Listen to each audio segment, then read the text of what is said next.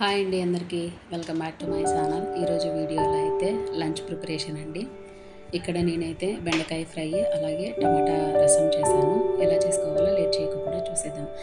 బెండకాయ ఫ్రై నేనైతే ఇలా డిఫరెంట్గా చేస్తున్నాను. మీకు నచ్చితే మీరు కూడా ఒకసారి ట్రై చేయండి. మనం ముందుగానే బెండకాయలని చిన్న చిన్న ముక్కలుగా కట్ చేసుకొని అందులోకి ఉప్పు, కారం, పసుపు, పెరుగు వేసుకొని మసాలా మొత్తము బెండకాయలకి పట్టలేదా మొత్తం చేత్తో మిక్స్ చేసి ఒక 30 మినిట్స్ పాటు మ్యారినేట్ అవ్వనివ్వండి.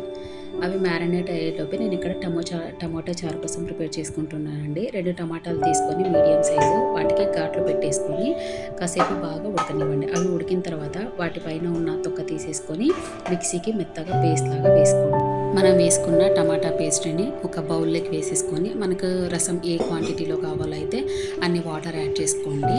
వాటర్ యాడ్ చేసుకున్నాక ఇందులోకి ఉప్పు, పసుపు, కారం అలాగే చిన్న ముక్క బెల్లము, రసం పొడి యాడ్ చేసి మొత్తం ఒకసారి మిక్స్ చేసేసుకొని స్టవ్ పైన పెట్టేసుకోవడమేనండి. నేనైతే రెగ్యులర్గా మా ఇంట్లో టమాటా రసం ఇలానే చేస్తాను. ఒక్కొక్కరు ఒక్కొక్కలాగా చేస్తారు కదా, ఇది నేను చేసే విధానం అండి. ఇందులోకి రసంలోకి మనము 4 వెల్లుల్లి రెమ్మలు కచ్చాపచ్చగా దంచేసుకొని వేసుకోండి. అలాగే మనం చిన్నగా కట్ చేసుకున్న కొత్తిమీర కూడా యాడ్ చేసి రసంని బాగా ఉడకనివ్వండి. రసం ఉడికిన తర్వాత దాన్ని స్టవ్ ఆఫ్ చేసి పక్కన పెట్టేసుకోండి. ఇప్పుడు రసంలోకి పోపు పెట్టేసుకోండి.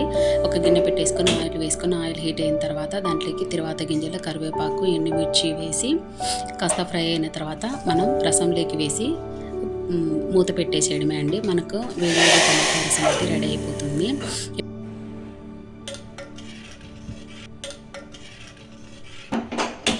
ఇప్పుడు స్టవ్ పైన ఇంకొక బాండి పెట్టేసుకొని ఆయిల్ కొంచెం ఎక్కువే వేసుకోండి. ఫ్రై కదా అండి, ఆయిల్ కాస్త ఎక్కువే పడుతుంది. అలాగే ఇందులోకి ఆయిల్ హీట్ అయిన తర్వాత కరివేపాకు, కొంచెం మినపప్పు, శనగపప్పు వేసి కాస్త ఫ్రై అయిన తర్వాత మనం ముందుగానే మ్యారినేట్ చేసి పెట్టుకున్న బెండకాయలను వేసేసి ఒకసారి మొత్తం మిక్స్ చేయండి. మిక్స్ చేసి మూత పెట్టేసి ఒక 5 to 5 మినిట్స్ బాగా మగ్గనివ్వండి.